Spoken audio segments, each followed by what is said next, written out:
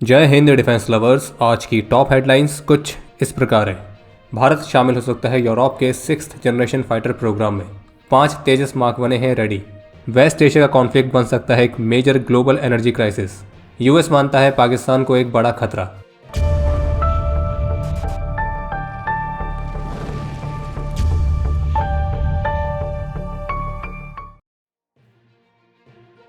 भारतीय रक्षा मंत्रालय की तरफ से parliamentary standing committee on defence को इस बारे में सूचित किया गया है कि जो भारतीय वायुसेना है दो यूरोपियन कंसोर्शिया में से किसी एक के साथ कोलैबोरेशन करने की संभावनाओं को एक्सप्लोर कर रही है। और जो दो यूरोपियन कंसोर्शिया हैं तो ये 6th जनरेशन फाइटर प्रोग्राम्स पर काम कर रहे हैं। इसमें से एक ग्रुप है यूके, इटली और जापान का, और इनके 6th जनरेशन फाइटर प्रोग्राम का नाम है GCAP यानी कि ग्लोबल कॉम्बैट एयर प्रोग्राम, जिसे पहले टेम्पेस्ट का नाम दिया गया था। और जो दूसरा ग्रुप है वो है फ्रांस, जर्मनी और स्पेन का, और इनके प्रोग्राम का नाम है FCAS यानी कि फ्यूचर कॉम्बैट एयर सिस्टम। और कमेटी को यह भी बताया गया है कि जो भारतीय वायुसेना इन परियोजनाओं में से किसी एक के साथ मिलकर काम करने का मूल्यांकन करने का इरादा रखती है, ताकि इस बात को सुनिश्चित किया जा सके कि Bharat advanced combat aircraft technologies को विकसित करने के मामले में पीछे न रह जाए। बाकी अमेरिका और चीन ने ऑलरेडी अपने 6th जनरेशन फाइटर प्रोग्राम्स पर काम कर दिया है, और चीन के तो कुछ 6th जनरेशन प्लेटफॉर्म्स उड़ान भरते हुए भी कुछ ही समय पहले दिखाई दिए थे। भारत का 5th generation fighter programme एमका already चल रहा है और उसको फास्ट ट्रैक करने पर काम भी किया जा रहा है, लेकिन भारत को अभी भी 4+ जनरेशन के तेजस मार्क 1 फाइटर्स की डिलीवरीज समय पर मिलने के लिए स्ट्रगल करना पड़ रहा है। पर जैसे कि रक्षा मंत्रालय ने संसद पैनल के सामने स्पष्ट किया है कि अगले कदम के लिए अब पहले से योजना बनाना भारत सरकार की आधिकारिक प्राथमिकता है।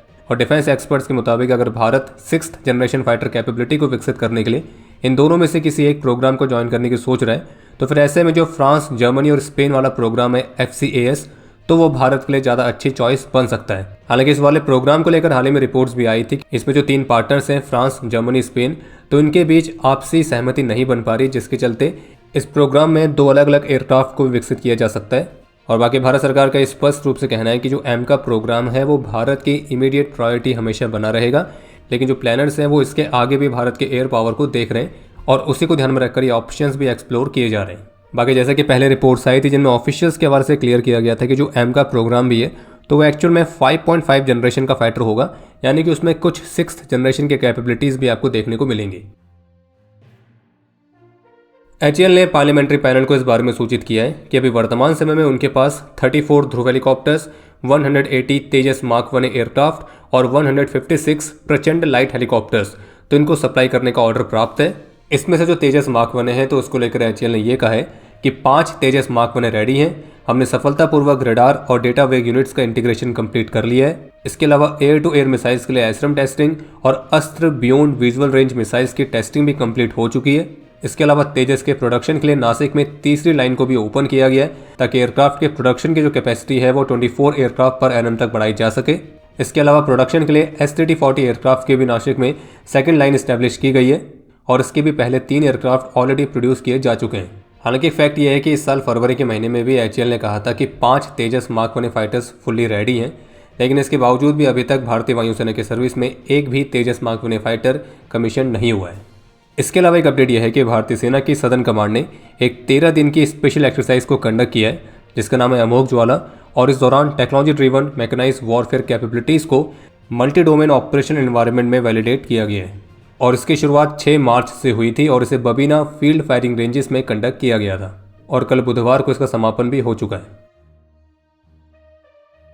हिंदुस्तान टाइम्स की तरफ से एक रिपोर्ट जारी की गई है जिसमें यह बताया गया है कि NIA ने जिन 7 विदेशी नागरिकों को भारत के खिलाफ आतंकी गतिविधियों में शामिल होने के चलते गिरफ्तार किया था, जिनमें 6 यूक्रेनियंस हैं और 1 अमेरिकन, तो इनकी एक्टिविटीज़ के बारे में जो इनपुट्स हैं वो रशियन अथॉरिटीज़ ने अपने इंडियन काउंटर पार्ट्स के साथ शेयर किए थे। और रिपोर्ट में ऑफिशियल्स के हवाले से भी बताया गया कि भारत की एजेंसीज अब उन लोगों की पहचान करने पर भी फोकस कर रही है जिन्होंने संभावित रूप से इन विदेशियों की मिजोरम तक पहुंचने और फिर मिजोरम से म्यांमार में क्रॉस होने में मदद करी है, यानी कि घर के जो भेदी हैं तो उनकी भी पहचान की जा रही है। और इस घटना पर NIA का जो पहला ऑफिशियल रिस्पांस आया है उसमें उन्होंने ये कहा है कि चूंकि ये मामला इन्वेस्टिगेशन के इनिशियल स्टेजेस में है तो इसलिए फिलहाल अभी कोई भी डिटेल्स इस स्टेज में शेयर नहीं की जा सकती है, और उचित समय आने पर सारी डिटेल्स शेयर की जाएंगी। और ऐसे में मीडिया का कॉपरेशन बेहद जरूरी है।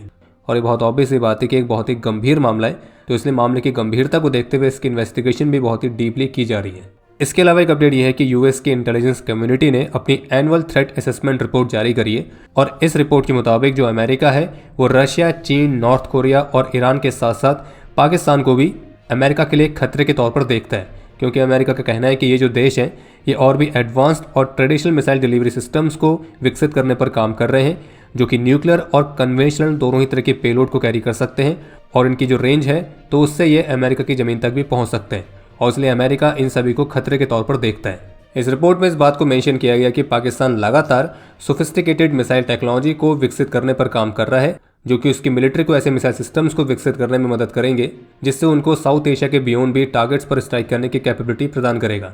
और अगर ट्रेंड कंटिन्यू रहता है तो इसका मतलब होगा कि पाकिस्तान एक इंटरकॉन्टिनेंटल बैलिस्टिक मिसाइल को भी विकसित कर लेगा, जो कि यूएस के लिए खतरा है। और जब यूएस की इंटेलिजेंस रिपोर्ट जारी की गई तो उसे पाकिस्तान का नाम लिया गया था, लेकिन भारत का कहीं भी इस तरह से नाम नहीं लिया गया और न ही अमेरिका भारत को खतरे के तौर पर देखता है, क्योंकि इसका सीधा सा मतलब यह है कि जो अमेरिका है वो भारत को एक जिम्मेदार नेशन मानता है।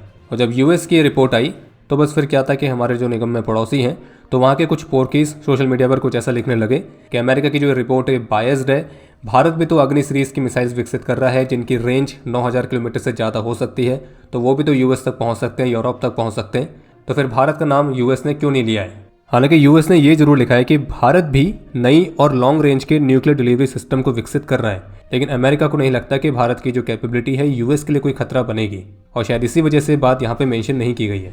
और जो पोर्की हैं उनको ये बात इसलिए ज़्यादा खटक रही है क्योंकि उनको पता है कि उनके लीडर्स ने अमेरिका के सामने किस हद तक चापलूसी करी है। चापलूसी क्या कहें, बंद दरवाजों के पीछे पता नहीं क्या क्या कॉम्प्रोमाइज़ हुआ है, वो तो वही जानते होंगे। इसके बावजूद भी अमेरिका अभी भी पाकिस्तान को अपने लिए एक बहुत बड़ा खतरा मानता है। तो इसका सीधा सा मतलब यह है कि अमेरिका को अच्छे से पता है कि पाकिस्तान एक फेल्ड स्टेट है और उसके पास न्यूक्लियर वेपन सबसे बड़ा खतरा है, स्पेशली उसकी जो रेडिकल रिजीम है वो, जबकि भारत एक जिम्मेदार देश है और भारत का रिकॉर्ड हमेशा से एक जैसा रहा है। तो इसलिए यूएस का जो असेसमेंट है ये पोर्कियों को पसंद नहीं आया है। बाकी पोर्कियों से याद आया, सोशल मीडिया पर कुछ पोर्कीज भारत में जो धुरंधर मूवी का पार्ट 2 रिलीज़ हुआ है उससे काफ़ी ज़्यादा परेशान होते हुए दिख रहे हैं। हालांकि हमने ये मूवी देख ली है और हम आपको रिकमेंड करेंगे कि आप इस मूवी को ज़रूर देखिए और बस ये कोशिश करिएगा कि इसको किसी पॉलिटिकल एंगल से ना देखें बल्कि एक नेशन के एंगल से देखें। हालांकि हमें पता है कि इसको लेकर भी एक प्रोपेगेंडा होने वाला है, क्योंकि इसमें हमारे निकम में पड़ोसी को काफ़ी हद तक एक्सपोज किया गया है और इसमें जो इवेंट्स दिखाए गए उनमें से अधिकतर रियल इवेंट्स हैं। तो अगर आप उनमें से हैं जिनको उन घटनाओं के बारे में पता है कि कैसे हमारे पड़ोस में कुछ अज्ञात बंदूकधारियों ने भारत में वांटेड कई सारे सुमोरों को बहुत बुरी तरह से होरिफाइड किया था। अब वो अज्ञात बंदूकधारी कौन थे हमें नहीं पता है और इसी वजह से वो अज्ञात है, लेकिन उन सब की घटनाएं इस मूवी में दिखाई गई हैं। तो अगर आपको इन इवेंट के बारे में पता है तो आप इस मूवी को और अच्छी तरह से रिलेट कर पाएंगे। बाकी अगर कोई जर्मन यूट्यूबर या कुछ हमारे निकम में पड़ोसियों के प्रोपेगेंडा अकाउंट्स या कुछ पॉलिटिकल अकाउंट्स भी अगर वो ये कहेंगे कि मूवी केवल एक प्रोपेगेंडा है, तो हम आपको फिर से यही कहेंगे कि एक बार इस मूवी को देखिए, लेकिन किसी पॉलिटिकल एंगल से नहीं बल्कि राष्ट्र के एंगल से। और आज कमेंट सेक्शन में लिखिएगा बलिदान परमो धर्मा। और बहुत ही स्पष्ट शब्दों में आपको हम ये भी बता दें कि ये धुरंधर मूवी का कोई भी पेड प्रमोशन नहीं है, ये हमारी तरफ से आप सभी के लिए एक ऑनेस्ट रिकमेंडेशन है, क्योंकि निश्चित रूप से हमारे उन वीरों के लिए एक बहुत अच्छा ट्रिब्यूट है जो बिना किसी नेम के, बिना किसी फेम के, बिना किसी मेडल के, बिना किसी रिवॉर्ड के इस देश की सुरक्षा में बेहद ही महत्वपूर्ण योगदान दे रहे हैं और शायद उनके बारे में हम कभी भी जान भी ना पाएं, लेकिन फिर भी वो कर रहे हैं। तो वेस्ट एशिया का जो वॉर है वो बिल्कुल भी कम होने का नाम नहीं ले रहा है, बल्कि संभावना देख रही है कि और भी ज़्यादा एस्केलेट हो सकता है और उससे निश्चित रूप से ग्लोबल एनर्जी क्राइसिस हो सकते हैं। और कल की घटना के बाद से अभी जो वॉर है ये सबसे खतरनाक फेज में एंटर कर चुका है, क्योंकि पहले इसराइल ने ईरान के साउथ पार्स गैस फील्ड पर मेजर स्ट्राइक करी थी, जो कि दुनिया का सबसे लार्जेस्ट गैस रिजर्व है। और जब से इस वॉर की शुरुआत हुई है तो तब से लेकर अभी तक ये कोर एनर्जी इंफ्रास्ट्रक्चर पर पहली डायरेक्ट स्ट्राइक है। और इसकी जवाबी कार्रवाई में ईरान ने भी कतर के रास लाफान LNG हब, सऊदी अरेबिया की यानबू रिफाइनरी और यूएई कुवैत की एनर्जी फैसिलिटीज़, तो इन जगहों पर मिसाइल और ड्रोन से स्ट्राइक करी। और अब ये केवल एक रीजनल वॉर तक सीमित नहीं है, बल्कि धीरे धीरे एक ग्लोबल इकोनॉमिक क्राइसिस बनते जा रहा है। इसी बीच ईरान ने करीब 97 सस्पेक्टेड इजरायली कोलैबोरेटर्स को गिरफ्तार किया है और उन पर आरोप है कि ये इसराइल की मदद कर रहे थे, या तो वीडियोस शेयर करके या फिर इनके लिंक फॉरेन मीडियाज के साथ भी थे। वहीं इसी बीच ईरान की तरफ से भी लगातार इसराइल की तरफ मिसाइल अटैक्स जारी हैं, लेकिन एक मेजर डेवलपमेंट ये हुआ है कि इसराइल के हमले में वेस्ट बैंक पर जो मिसाइल स्ट्राइक हुई थी उसमें 3 फिलिस्तीन महिलाओं की जान गई है। और ये पहली बार है जब ईरान के किसी हमले में फिलिस्तीन के सिविलियंस की जान गई है। और जबकि इसराइल ने जो ईरान के साउथ पार्स गैस फील्ड पर स्ट्राइक करी थी तो उस पर यूएस की तरफ से क्लियर किया गया कि इस स्ट्राइक पर केवल इजरायली शामिल था, इसमें यूएस और कतर का कोई भी डायरेक्ट इन्वॉल्वमेंट नहीं है। लेकिन यूएस ने ईरान के लिए एक वार्निंग भी जारी करी थी कि इजरायल की स्ट्राइक के बदले वो कतर के गैस फील्ड पर सेम स्ट्राइक ना करे। अगर ईरान कतर को टारगेट करेगा तो फिर यूएस की मिलिट्री एक मैसिव तरीके से जवाबी कार्रवाई करेगी। और अगर एस्केलेशन कंटिन्यू रहता है तो यूएस की वार्निंग है कि ईरान के गैस इंफ्रास्ट्रक्चर को बहुत ही मैसिव तरीके से डिस्ट्रॉय किया जा सकता है। यानी कि संकेत है एक फुल स्केल एस्केलेशन की तरफ यूएस की तैयारी के।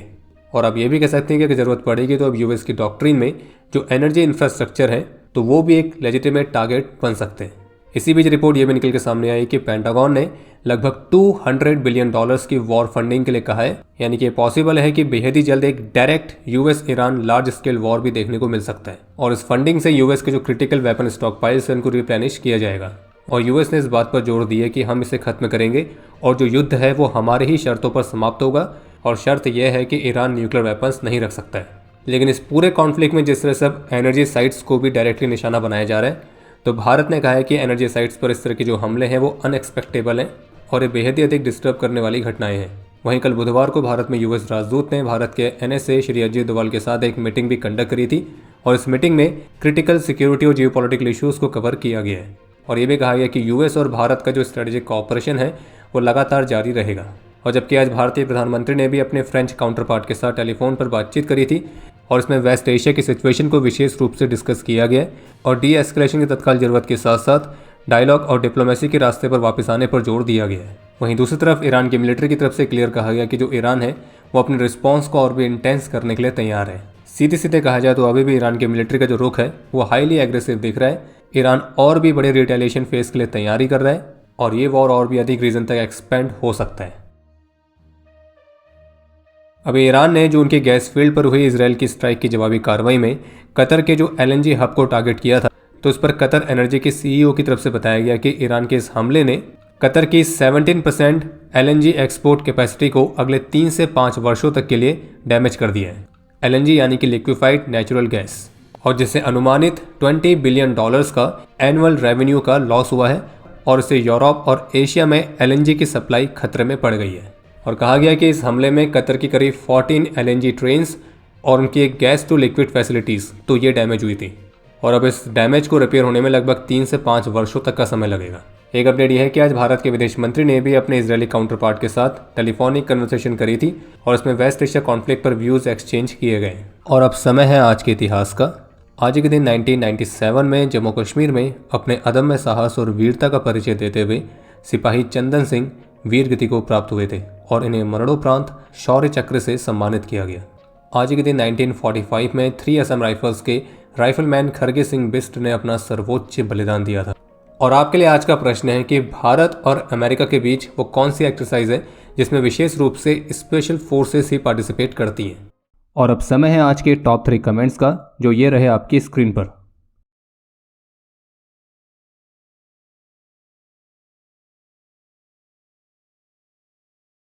उम्मीद है आपको आज का एपिसोड पसंद आया होगा। पसंद आया तो वीडियो को लाइक करना ना भूलें। आपके कोई भी सुझाव या सवाल हो तो उसके लिए कमेंट सेक्शन ओपन है। और अगर आप डिफेंस रिलेटेड और भी एक्सक्लूसिव कंटेंट में दिलचस्पी रखते हैं तो आज ही प्ले स्टोर से डिफेंस स्क्वाड की सुपर ऐप को डाउनलोड करना ना भूलें। और अगर आप चैनल पर पहली बार आए हैं तो squadron.in पे जाके हमारे नए डिज़ाइंस को भी चेकआउट जरूर करें। बाकी जल्द मिलेंगे नए एपिसोड के साथ। तब तक के लिए जय हिंद, जय भारत।